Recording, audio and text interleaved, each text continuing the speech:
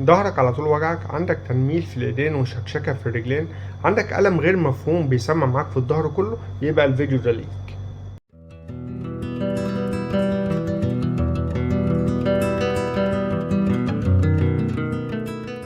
السلام عليكم، معاكم دكتور محمد عادل، والنهارده ان شاء الله هنقول معلومة في السريع.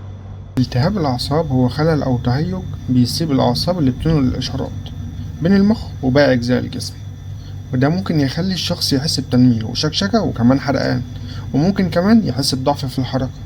يعني من الآخر العصب بيبقى زي السلك المقطوع، فالإشارة مش بتوصل كويس، وده ممكن يعملك أعراض مزعجة ومشاكل كتيرة في الجسم.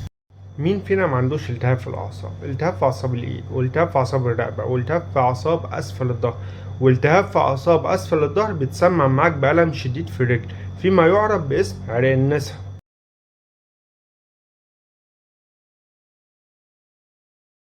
طب ايه اهم اسبابه؟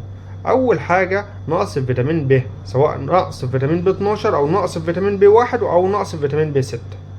تاني حاجة مرض السكر، السكر من اهم الاسباب اللي بتعمل التهاب في الاعصاب الطرفية. تالت حاجة العدوى الفيروسية او العدوى البكتيرية، من اهمهم الهربس.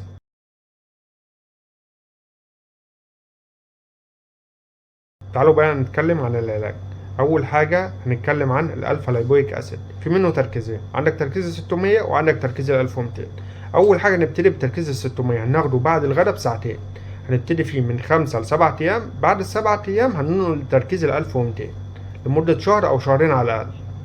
تاني حاجة هنتكلم عنها هي فيتامين بي كومبلكس، وهنا بقصد فيتامين بي المركب مش فيتامين بي 12 بس. احنا محتاجين فيتامين بي 1 وبي 6 وبي 12. في منها الامبولات زي النيوروماكس، وفي منها النيوروتون، وفي منها النيوروفيت، وفي منها كمان الليفابيون. تاني حاجة هنتكلم عنها هي الباتشات دي لازقة بتتحط على اللسان بتدوب في وقتها، في منها المسائل تكنو وفي منها الليميتلس ب 12. تالت حاجة هنتكلم عنها هي الأقراص موجودة بأشكال مختلفة كتير في السوق، في منها الميلجا، وفي منها ميلجا أدفانس، وفي منها النيوروتون، وفي منها النيوروفيت، وكمان في منها نيوروماكس. تالت حاجة هنتكلم عنها هي مادة الجينك بلوبا، وهي مادة عشبية بتعمل على تنشيط الدورة الدموية في الجسم كله، وكمان كمضاد التهاب ومضاد أكسدة قوي جدا.